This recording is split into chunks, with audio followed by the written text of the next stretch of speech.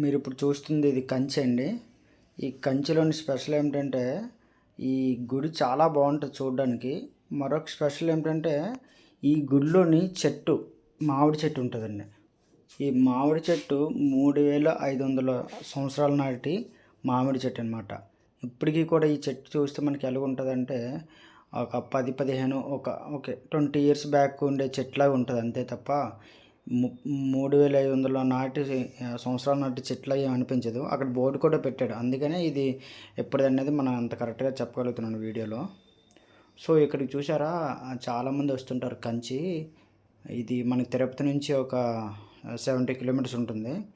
మేము వెళ్ళేటప్పుడు కరెక్ట్గా రష్యన్స్ కూడా వచ్చారండి. చాలామంది వచ్చారు. అక్కడ చెట్టు దగ్గర పూజ గట్రా జరుగుతుంది. మీరు ఈ బోర్డు మీరు ఇక్కడ వీడియో ఆపేసి మీరు చదవచ్చు, దాని గురించి మొత్తం రాశాడు. మీరు చూస్తే ఇక్కడ ఈ రష్యన్స్ చూడండి, వీళ్ళందరూ కూడా రష్యన్స్ అనమాట. నేను అడిగాను మీరు ఎక్కడి నుంచి వచ్చారండి అని, రష్యన్స్ అని చెప్పారు. వీళ్ళందరూ చాలా భక్తితో ఉన్నారు. భక్తి మనం అంటే మన ఇండియాలోనే కాదు, భక్తి అనేది ఒకటే, ఎక్కడైనా సరే ఒకటే అనేసి నాకు అనిపించింది.